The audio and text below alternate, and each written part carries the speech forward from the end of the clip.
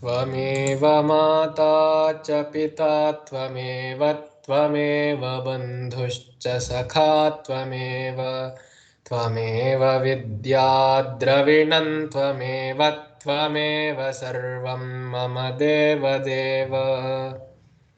अथ अव्ययानि. Now we shall begin with avyayas. Now avyayas are classified into three parts: Rudha, Siddha, and Sadhita. Now these are classifications that I have coined. They may not necessarily agree with any scholarly grammar books, but these are how these are classifications how avyayas could be put into, which describe their origin. Okay. So all what are avyayas? Avyayas are all adverbs, conjunctions, interjections, vocative particles, and special phrases put under the heading of avyayas. So adverbs, conjunctions, interjections, vocative particles, and special phrases. What does that mean? Adverbs are those which describe a verb, a kriyapada, so kriya visheshana, and then conjunctions like those which join two or more sentences. You remember from the Varna Varnanam video that a sentence is destined to have only one Kriya Pada. Right? That is what is the definition of a sentence. But using conjunctions, you can club two or more sentences together and also enhance the logic of the sentence using conjunctions to make it clear. So interjections are those you say your emotions put forward. So these are expressive particles. So these are interjections like alas, hooray, etc. in English. So those are also put in Sanskritam as interjections under avyayas. Vocative particles, when you are calling out to some person, or when you are at the in the spur of the moment you are speaking something. So all of those sounds are put under avyayas also. And special phrases like kakataliya midam. So that kakataliya is actually a idiom or a phrase in Sanskritam. So even sometimes these are also used as avyayas. Avyayas, okay. So avyayas is a broad category, just like visheshanas, which includes all of these. Now, what is their defining characteristic? They do not undergo any transformation under the pressure of linga, vibhakti, vachana, purusha, lakara, etc. So they do not heed to the instructions of linga, Pullinga, Strilinga, Napumsakalinga, Vibhakti, Prathama, Dvitiya, Tritiya, all the 7 Vibhaktis. Vachana, Ekavachana, Dvivachana, Bahuvachana, nothing. Purusha, Prathama, Madhyama, Uttama Purusha, Lakara, Lat Lakara, Lit Lakara, Lut, etc. So none of these parameters are capable enough to change the rupa, the form of an avyaya. So that is what is their defining characteristic. Then, so they remain unchanged, avyayam, and hence are also called as indeclinables because they cannot be declined into these parameters. They remain unchanged, avyayam. Unchanged, avyayam. Some can be found by grammar, some by pratyayas, and others by convention. They are taken by convention. So we were discussing the sources of avyayas.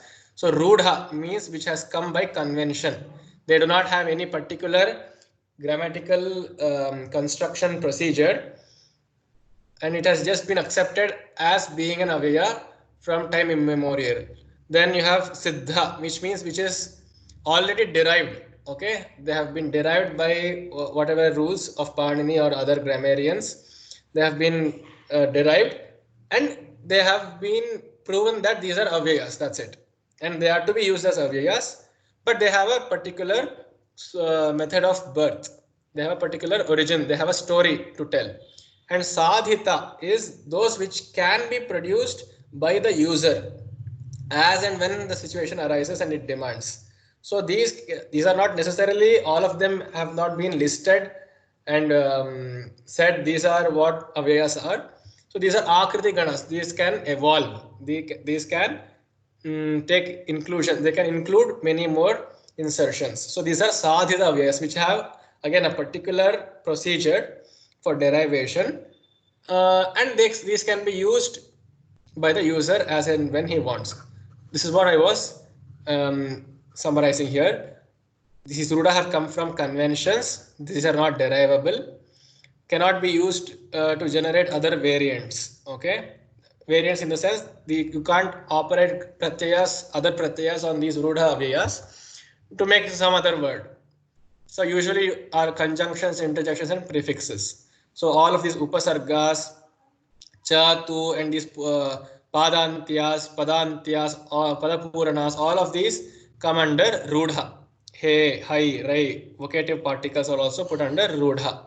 And upasargas. Like pra, para, apa, sam, anu, these are the prefixes, right? Upasargas. These are also put under rudha. Then you have siddha. Siddha means which can be traced to some vague derivation. Generally represent the adjectives or adverbs. These can be transformed into new variants and compounded. So these can be used in compound like samasas or tadhitas to form different variants. Some have noun counterparts also. So these can be used both as nouns or as well as avyayas. For example, ajasram. Ajasram. Ajasram means which is hindered. Ajasram is unhindered, non-prohibited. Okay. So it is continuously, incessantly is ajasram. Anjasa. Anjasa, from where you can use some from this category and become samanjasam, is believable or well put, well formulated. Anjasa by itself means quickly.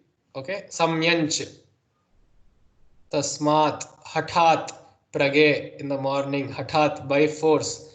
These seem to be like namapadas, tasmat. So probably you would think this has come from the tad shabda. Yes, it has. But these being nouns can also be used as siddha avyayas, like therefore.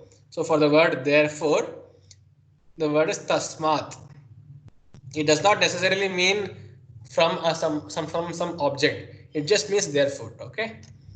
Pratar, bhur, swar, uchchais, nana, vina, shrut, shrat, as in shraddha, sushtu, kuvit, kim, bahis, antar, punar, muhur, etc. Ma, mang, namas, swasti, swadha, vashat, sana, vritha, astu, kamam, josham, nama. All of these, some of them have derivations and others are nouns, so being used as avyayas. Some can be used in samasas to mean different things.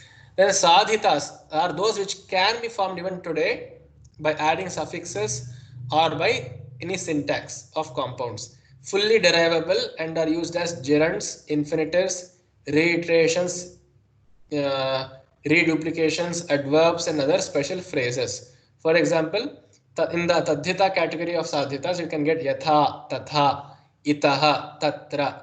Now these are just using suffixes like tha, taha, da. You just use the suffixes, follow the algorithm, you get an avyaya. So you can also use chit, chana, swit, which we'll be discussing in the coming videos, and vati, shaha, kritvas, all of these. So these are tadhita originated sadhita avyayas. Then samasas also, for example, avyayi bhava samasa generally generates a lot of avyayas. Then kridantaha. Okay, so kridantaha meaning those like these gerunds and infinitives.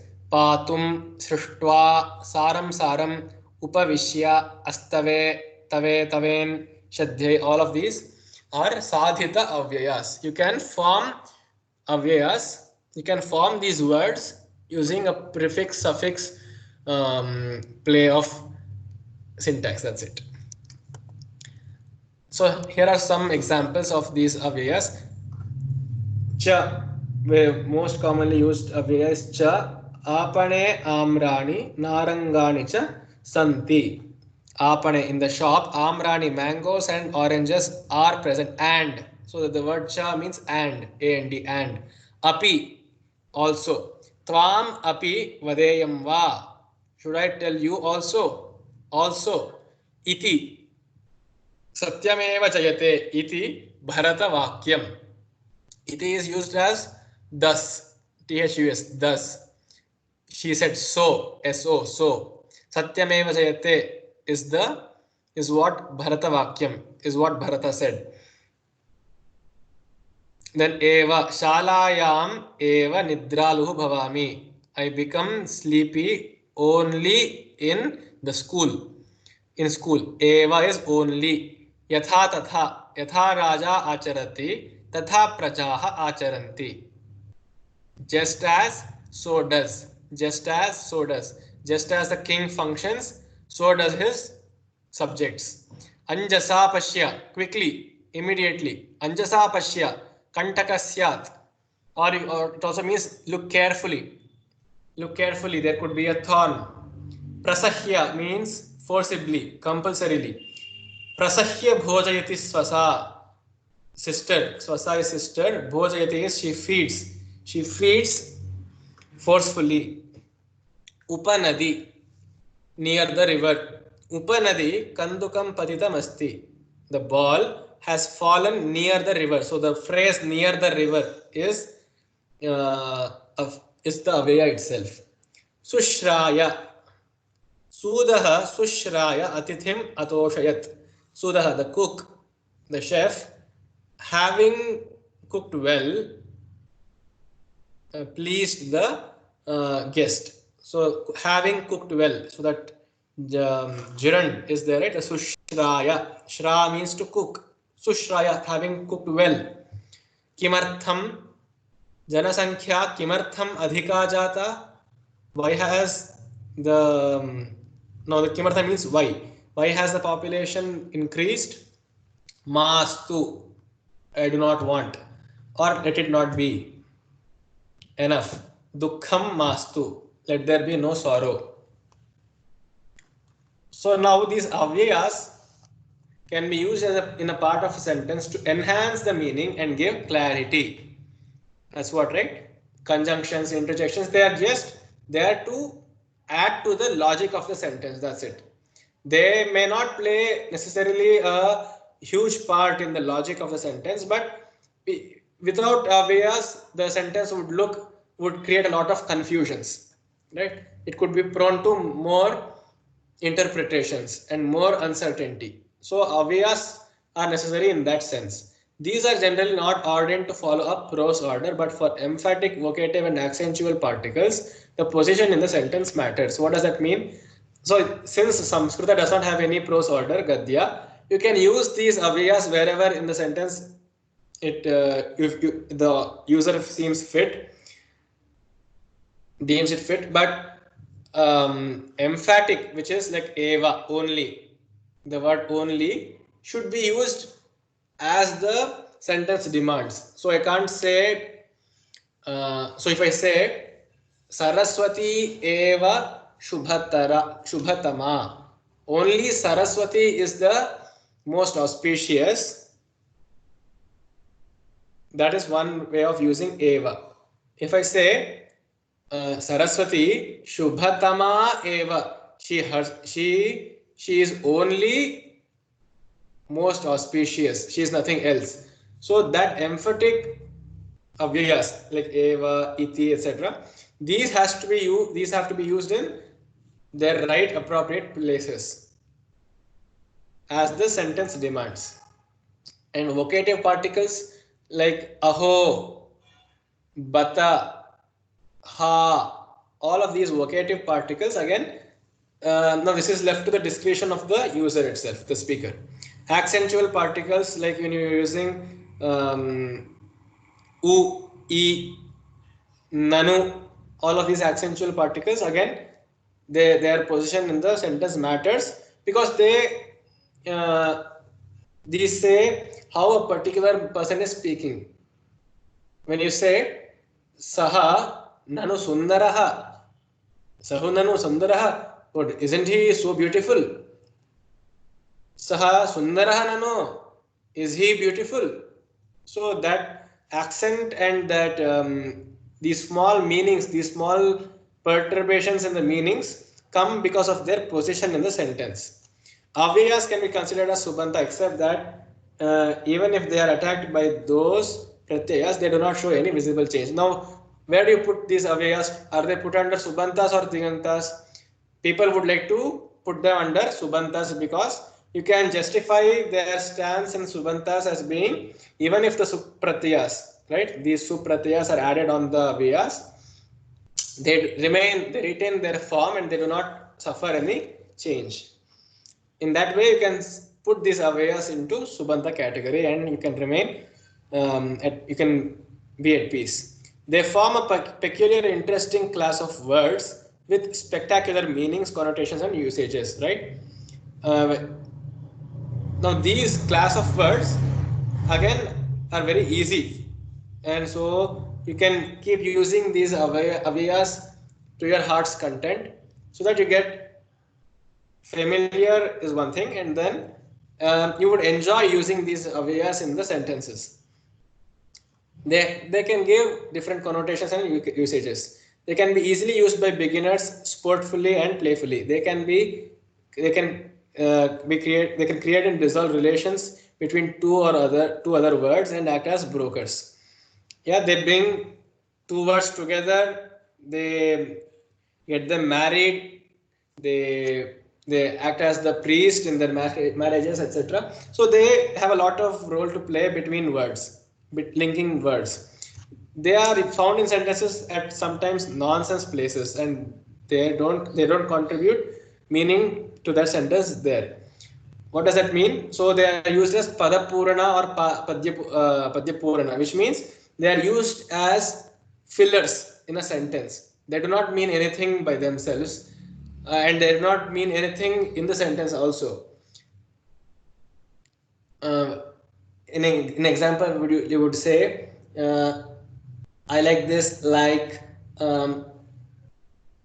he is so great, like, and these likes and dislikes, these come up in English, right? These are not, they're just fillers. All of these fillers have no meaning by themselves, so they occur as nonsense places. And sometimes in chandas, right, when you are filling a chandas, a particular meter, you would like to add a short syllable there, but there is no word that you want to add there which does not fit into the meter. So you can use these avyas there to fill those gaps. They can sometimes also be redundant and degenerate. So sometimes they're as useless as an idiot sitting in their home doing nothing. Okay, they're just hangovers. Conjunctions, interjections, adverbs, vocative particles, etc. are present here. So this is a summary of avyas. Next class will be Chitchana and the Swit Pratyayas. Dhanyavadaha.